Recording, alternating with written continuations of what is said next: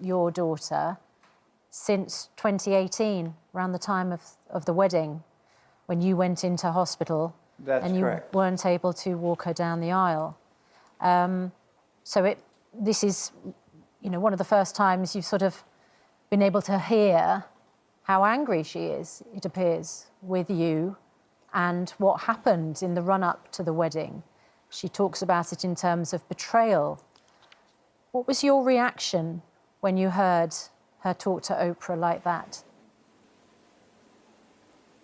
Well, like I said, this is actually the first time I've heard her speak in 4 years, about 4 years. The last time we spoke, we didn't speak, we actually texted each other. I was laying in a hospital bed after having a heart attack. And I had to tell them that I couldn't come to the wedding. At that point, we pretty much said goodbye. I actually wasn't quite saying goodbye. Harry had said to me at that point, if you had listened to me, this wouldn't have happened to you. And me laying in a hospital bed after I've had a procedure and getting a stent put here and a stent put here, felt that was kind of snotty, so I hung up on him. And that's the last conversation we ever had. Thomas, you've never met Harry. You've never met your grandson, Archie. Right. I mean, it's an extraordinarily sad family situation, putting aside the fact there's royalty involved and everything else. How do you feel about this? Well, I'm very disappointed about it. I don't think that. I've apologized about this thing, what happened, at least 100 times or so. Bottom line is, I've never heard back from Meghan or Harry in any way, shape, or form.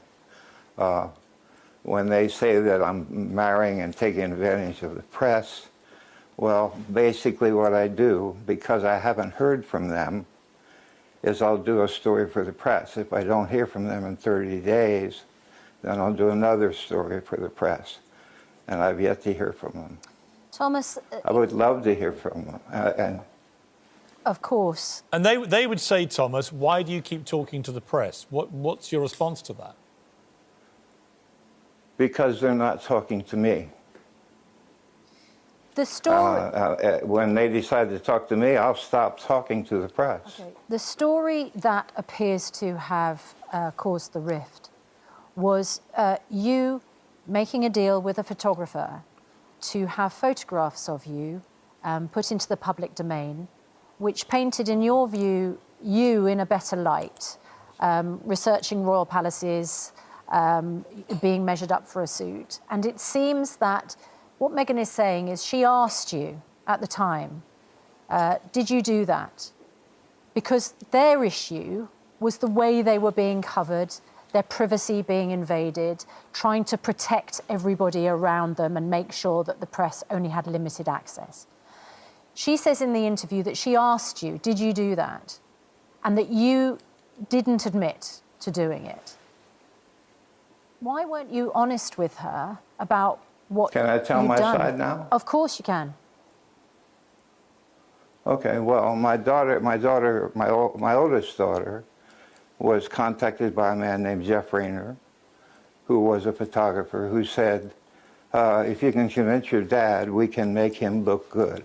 For a year, an entire year, every day I walked out of my house, somebody was taking photographs of me.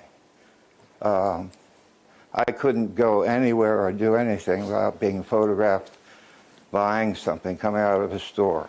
And God forbid I'm buying beer for the guys at the guard gate. Everybody knows I don't drink, but I bought beer for the guys at my guard gate.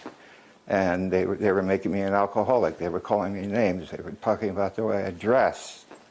So yes, I went for this deal where this man was going to make me look better.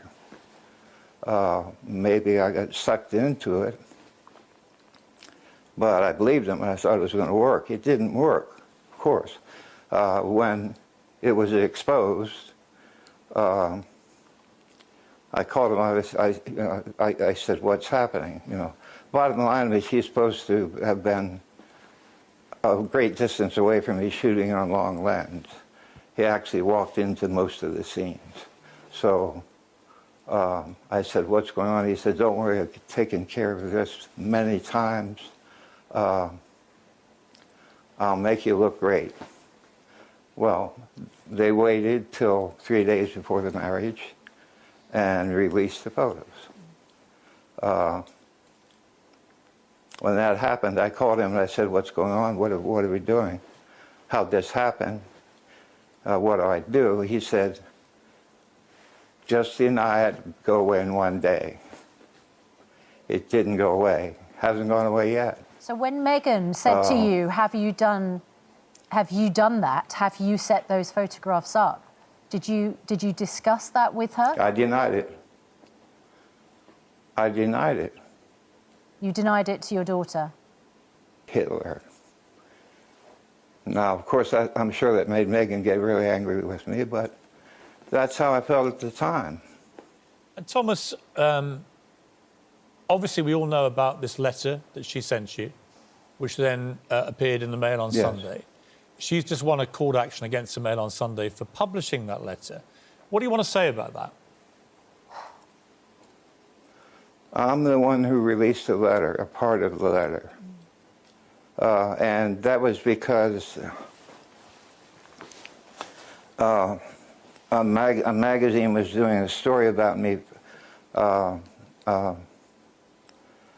Meghan's friends were telling a story about me that were mostly lies. And after reading these things, these lies, I said, I have to retaliate. And by retaliating, I released part of the letter. I didn't release the whole letter.